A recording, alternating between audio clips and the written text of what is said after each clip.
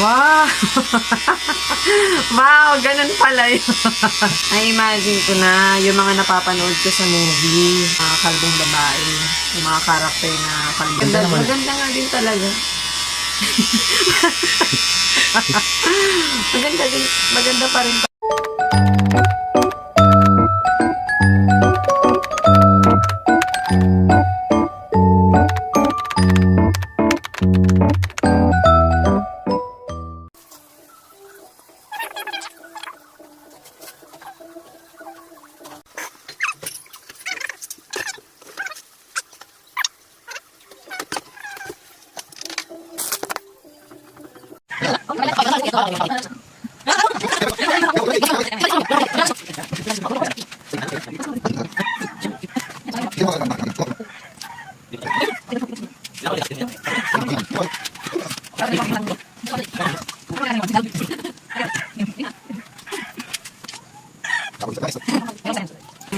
Okay ba? Okay lang ba?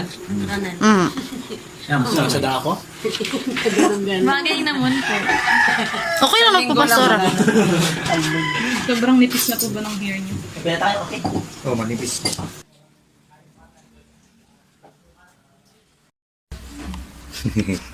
Nasaan na yung mga cupcakes? Anong cupcakes? Yung Ano pinamigay mo na kahapon? hindi. Lukot, nandun yung mga... Ay, mga Wala, grabe. Ang dami na nalalagas. Ito na yung mga nagiging side effect po nung first chemo ko. Pag cancer patient po kasi talaga ay ang mga side effect nito, yung unti-unting paglagas ng buhok o pagkakalbo. Tapos, nung first chemo ko po kasi talagang nagsusuka po ako at talagang wala po akong panlasa. Mapalad pa nga po ako kasi yung iba talaga ay naka-bedridden lang sila. Unlike po sa akin na sinikap ko po na bumabangon. Kasi ang hirap din kapag yung nakahiga ka lang palagi. Kailangan talaga kumilos ako. Yun yung nasa isip ko. Kasi pag nakahiga lang ako palagi, parang lalo akong nangihina physically. So, sinikap kong kumilos sa mga gawaing bahay. Pero, syempre, limit lang kasi bawal ding mapagod. Yun yung isa sa mga payo sa akin ng doktor. At kailangan ko nang magpagupit. Siguro kung nagsasalita lang tong mga buko, magsasalita at sasabihin na nila sa akin na pwede bang gupitin mo na kami. Kasi unti-unti na talaga silang nalalagas at parang gusto na nila talagang umalis. Ayan, so kailangan ko magpagupit. Ang dami nang nalalagas talaga na buhok. Glory to God pa rin po. Salamat sa Panginoon, sa lahat po ng mga nagpe-pray para sa akin.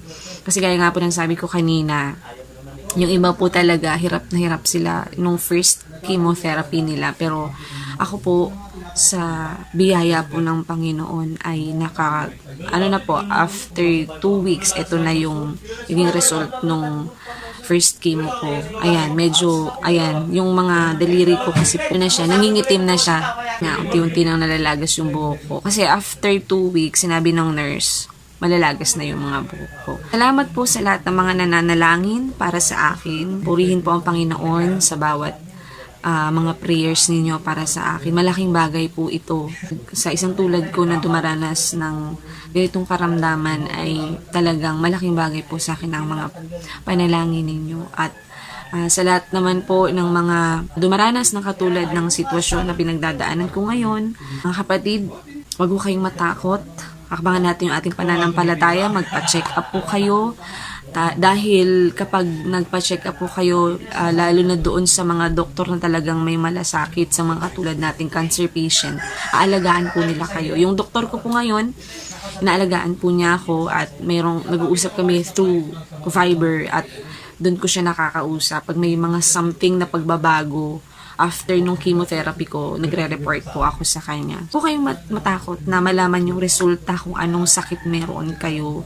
Lalo na kapag may nakakapa kayong bukol sa dibdib ninyo. Kasi mas magandang malaman na natin yung resulta and harapin natin yung pagsubok.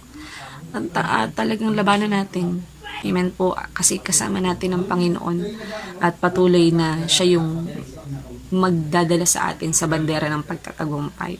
Purihin po ang Diyos. God bless po sa inyong lahat.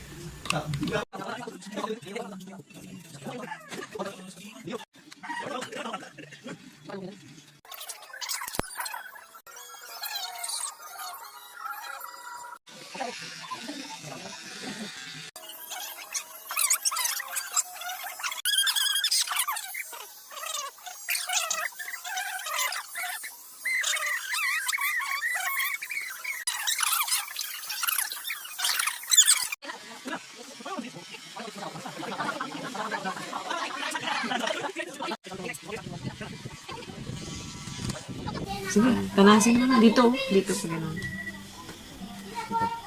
Gusto mo muna. Parang din naman.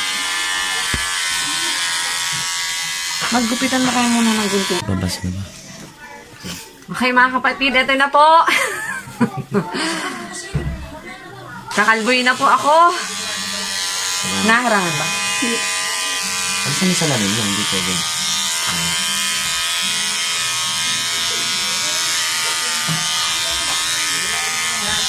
Medyo nakakakiliti. Ha? Nakakakiliti.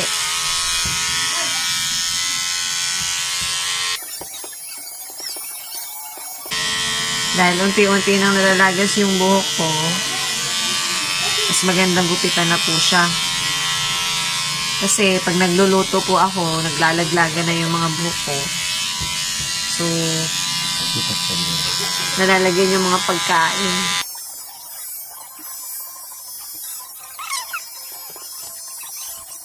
Six months lang naman po ito. 6 months ako na magpapa-chemotherapy. At pagkatapos po ng 6 months, doon na po ako operahan.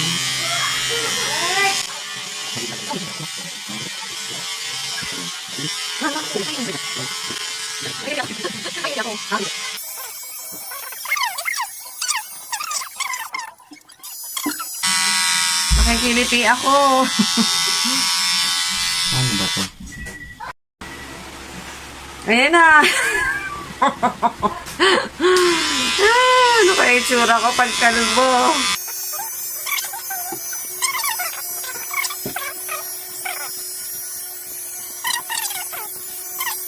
Wow!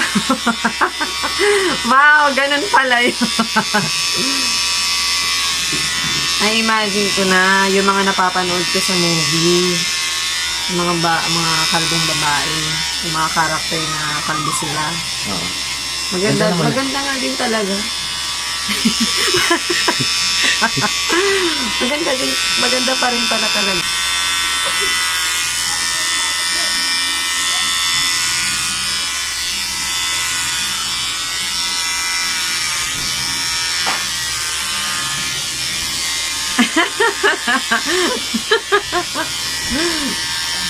Ang galing na itsura ko.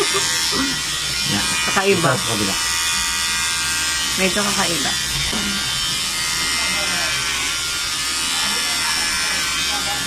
Oh my. Para akong inaantok. Galing, ganun pala yun. Ganun pala itsura. Itsura ko. Pagkalbo. Nakalito sa'yo. Game? Game.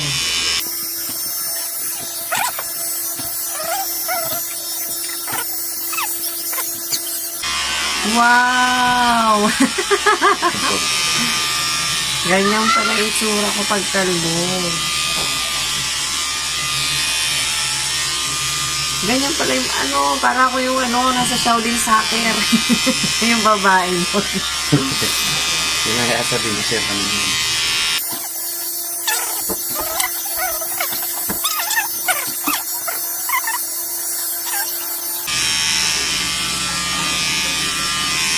Shaolin Soccer. Aray!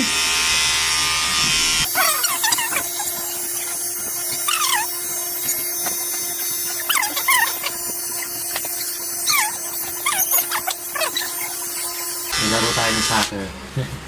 Naliligo na ako. Yan. Lamig sa ulo. Yun, hindi, iba ito. Tapos ano siya, yung tawag nito.